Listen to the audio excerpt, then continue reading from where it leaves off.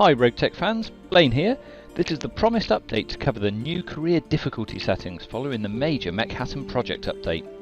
This is part 1, which covers the new game difficulty settings. Part 2 has only one change, which I'll add on to this tutorial at the end. The rest can be seen in the character summary tutorial. First, when using RogueTech, the skirmish button is seriously broken. It's not supported. Don't use it, it'll take a real long time to load up. Anyway, more important stuff now, starting a new career. Clicking on career will give you the new, load and continue buttons. Let's hit new and see how setting up a career works. New game difficulty settings is the first window you see. With update 1.008 of the Mechattan project, this selection has undergone some massive changes, with both values and what's fixed changing. First thing you'll see is that for online play, almost all of these options are going to be fixed for your entire career. These in-game settings will affect your gameplay from C-bills to salvage, from pilot surviving to getting blown to pieces. If you want to play online, and be able to help your faction battle control, the difficulty rating on the left side of the screen is vital. The difficulty rating here is average with the options you made during the install. Jamie has covered this in minute detail over at roguewar.org, so I won't repeat how this works here. If you do happen to mouse over career difficulty though, a legacy vanilla tooltip pops up saying it will never vary from more than 0.05 to 1.0. Ignore it. Whatever you choose here will directly impact your influence potential. Now to the settings. There are two sections here. The majority of these, now within the orange box, are fixed for your entire career, so choose these wisely. The second group below these, they can be changed at any point during your career. Word of warning though, if you change difficulty settings up or down mid-career, it will take many missions before your operational difficulty modifier fully adjusts. While you may think it's a great idea to go easy early on, if you do, when you start wanting to gain influence and ramp up your difficulty, it could well take you hundreds of missions to finally settle down and give you the full influence generation you want. The settings themselves can be split into two types, those that affect your career right at the start and those that affect it throughout the campaign. Let's begin with the three that only directly affect your initial score, although two do have a significant and permanent impact on your difficulty. So the starting options. First of all, we've got starting money. You can opt for as little as 1.8 million or as much as 6.58 million, minus 1% of your starting lance. First, what is this reduction? Some company starts give you many more valuable mechs than others, so be aware that when picking your starting money, you might not end up with as much left as you think. So if you pick 1.8 million, and then choose a high-end clan or society start, you might not have much left. The biggest impact here though is your difficulty rating. This varies from plus 0.1 at 1.8 million to minus 0.1 at 6.58 million.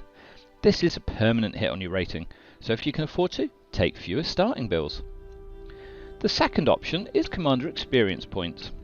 This is literally how many points your commander starts with. Having more at the start will enable you to give your commander better skills ready for their first mission. However, it will permanently impact your difficulty. If you enable Ronin pilots, we'll get to that in a minute, you generally won't use your commander for long because most Ronin are just better. So this might give you a short-term boost, but it will be a long-term, if small, hit on your company's ability to perform. With a starting experience of 1,750, you get a plus 0.02 boost, which drops to minus 0.02 if you take the maximum experience of 10,000. If you're new to RogueTech, getting those points will greatly soften the dive into the deep end when you start.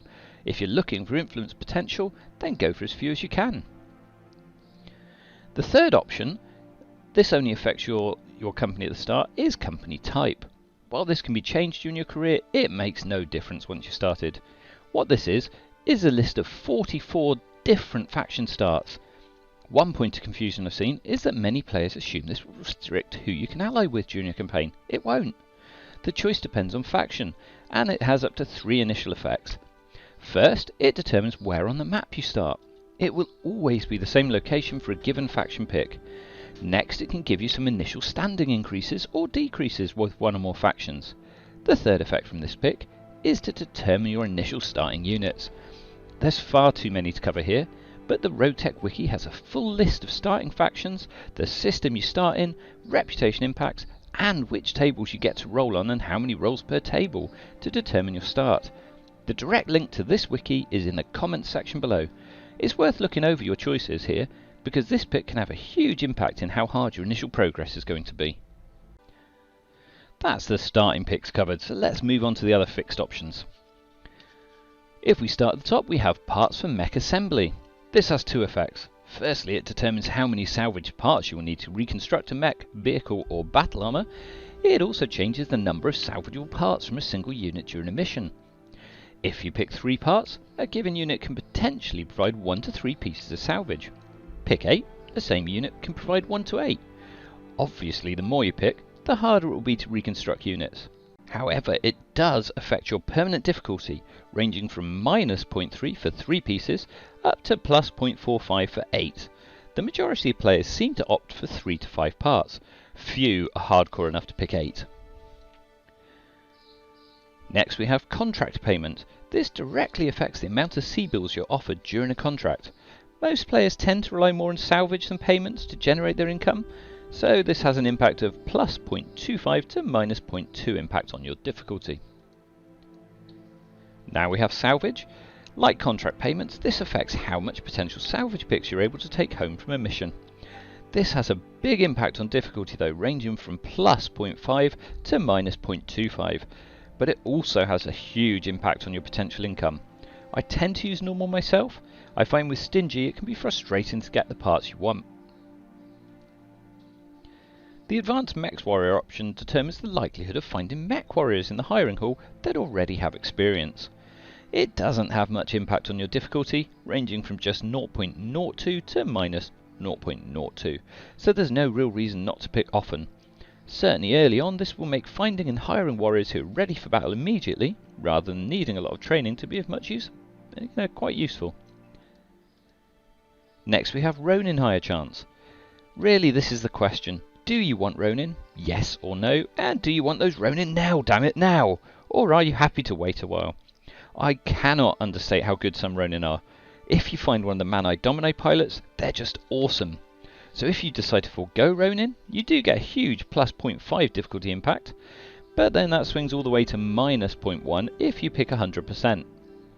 What does 100% mean? This means you will find Ronin pilots in the hiring halls wherever you go.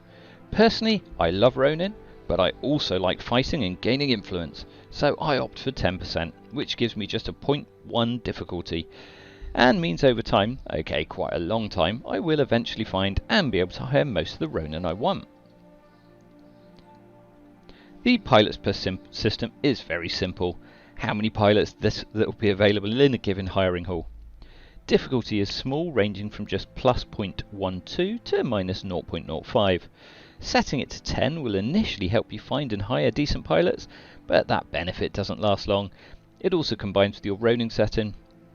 So if you pick 10 here and had say 10% in Ronins, on average you will find 1 per system you visit. If it's a Man-I Dominate, don't hesitate to hire them. Now we have 3 settings: the Mech Warrior Exponent, the Mech Warrior Progression, and the Mech Warrior Multiplier. These are all linked. These picks can literally mean the difference for training your pilots into elite killers in just a few tens of missions, or it taking thousands of missions to reach peak performance. Firstly, Mech Warrior Exponent. This changes how much of the exponent value is required to raise your experience from one level to the next. At the lowest setting, this massively increases the amount needed, but will give you +0.1 to -0.2 permanent difficulty. Mech Warrior Multiplier combines with the Mech Warrior Exponent to complete the equation by providing the multiplier part.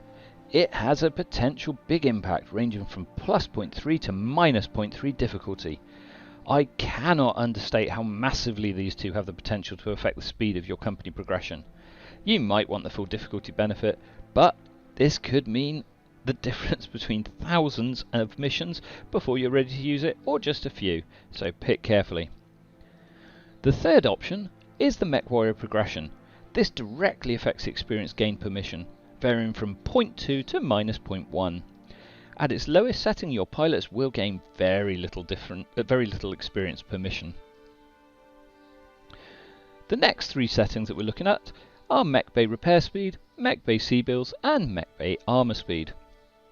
Firstly, the mechbay speed. This varies from 0.15 to minus 0.15 difficulty, and it really does significantly change how much time a mech takes to have non-armor repairs and refits.